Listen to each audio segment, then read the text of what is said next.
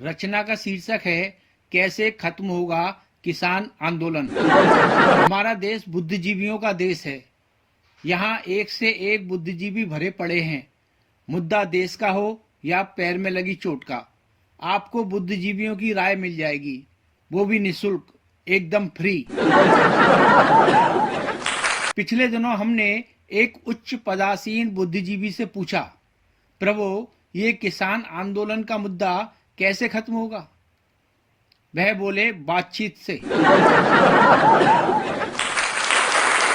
आज तक जितने भी आंदोलन हुए हैं सभी का हल बातचीत से निकला है। इसलिए बात कीजिए, एक बार नहीं 100 बार कीजिए। जब तक हल ना निकले बात करते रहिए, ताकि कोई ये ना कहे कि बात नहीं की।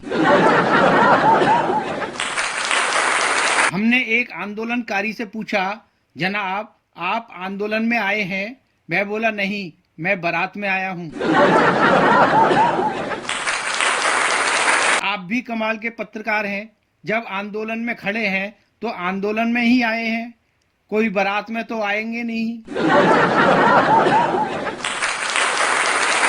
दूसरे से पूछा, सर बातचीत के 9 दौर गुजर गए, कोई नतीजा नहीं निकला, आखिर कैसे खत्म होगा यह आंदोलन? वह बोले, तो हमें ही कौन सी जल्दी पड़ी है, हम भी तो मई 2024 तक की तैयारी करके आए हैं।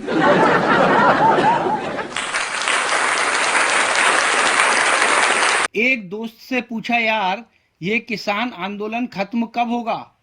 वह बोला, ये क्या मैंने पैदा किया है जो मुझे पता होगा? दूसरे से पूछा, यार ये किसान आंदोलन कैसे खत्म होगा?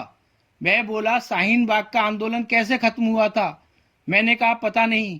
वह बोला, जैसे शाहीन बाग का आंदोलन खत्म हो गया वैसे ये भी हो जाएगा। एक साधु से पूछा, प्रभु ये जो किसान आंदोलन पैदा हुआ है यह खत्म कब होगा?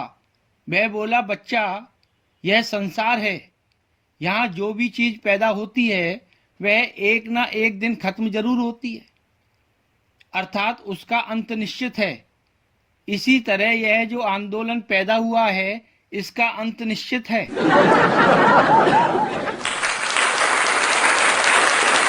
पड़ोसी से पूछा, यार किसान आंदोलन कैसे खत्म होगा? वह बोला, तुझे क्या, तेरा क्या मामा आंदोलन में बैठा है? मैंने कहा, नहीं यार, चंडीगढ़ घूमने जाना था और बॉर्डर बंद है। वह बोला, तुझे चैन नहीं पड़ता? जैसे कोरोना में 7 महीने तक घर के बर्तन साफ करता रहा वैसे 2 महीने और कर ले।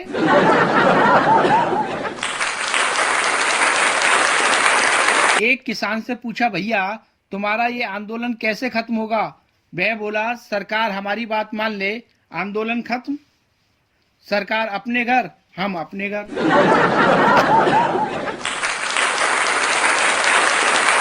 पंजाब के किसान से पूछा, सुना है आपके बीवी बच्चे भी आंदोलन में आए हैं? वह बोला, हाँ, पहले हम आए थे, बाद में वो भी आ गए। मैंने पूछा, क्या उनका मन नहीं लगा? वह बोले, मन की बात नहीं है, दरअसल बीवी से बच्चों का होमवर्क नहीं कराया जा रहा था, उसी ने सलाह दी, पापा बॉर्डर पर बैठे हैं, वहीं चलते हैं, वह होमवर्क भी करवा देंगे और ऑनलाइन क्लासेज भी। मैंने पूछा, यहाँ नेट मिल जाता है? वह बोला, हाँ, दिल्ली सरकार की मेहरबानी है।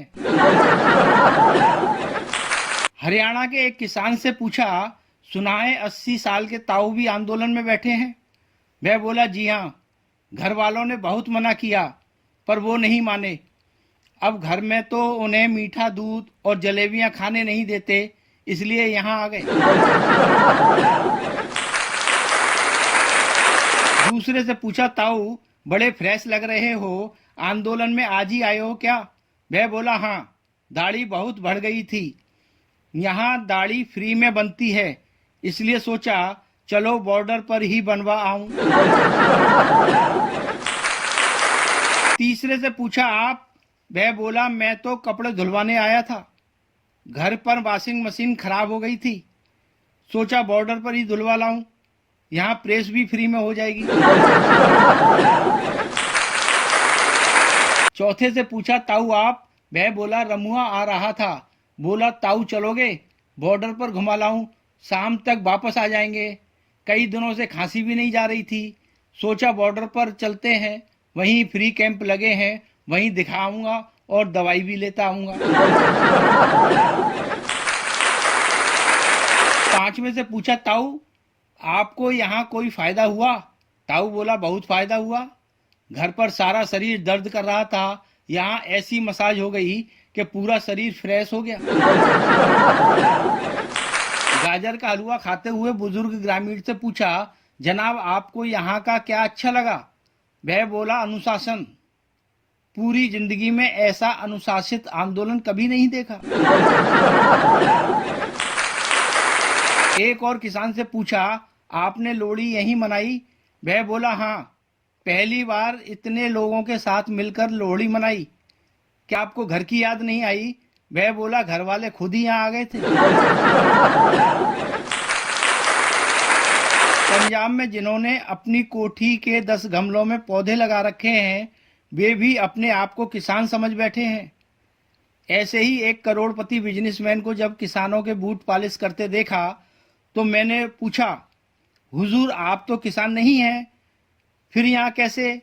वह बोला किसानों की सेवा करने, उनके जूते चप्पल पॉलिश करने से मन को सुकून मिलता है। तो क्या यह सुकून जिंदगी भर तक प्राप्त करेंगे? वह बोला नहीं, सिर्फ टीवी चैनलों के कैमरे आने तक। दिल्ली किसान आंदोलन में जहां देश के खिलाड़ियों, गायकों, सिनेमा, टीवी कलाकारों का समर्थन मिल रहा है, वहीं दंगल, कुश्ती, क्रिकेट, कबड्डी जैसे खेलों का भी आयोजन किया जा रहा है। इसी बीच वहां हमें मंच के एक बड़े कवि मिले। हमने पूछा महोदय आप? वह बोले हाँ, लाइब्रेरी देखने आया था, शायद कोई मतलब की किताब मिल जाए। किसान आंदोलन में एक जेब कतरा भी आकर शामिल हो गया। जब किसानों ने उसे पकड़ा तो वह बोला मैं गांव की मंडियों में जेब काटता था, लेकिन अब मंडियां सूनी पड़ी हैं, सारे किसान भाई यहाँ आ गए, तो सोचा वहां मेरा क्या काम, इसलिए यहाँ आ गया, क्योंकि जहां बंदा वहीं धंधा। दिल्ली का एक एनजीओ मालिक बॉर्डर पर किसान नेता के पास पहुंचा और बोला हुजूर आपका ये आंदोलन कब तक चलेगा? किसान नेता बोला इससे आपको क्या लेना? मैं बोला मेरा मतलब था जब आप वापस जाओ तो कम से कम ये जिम का सामान तो हमारी संस्था को दान करते जाना।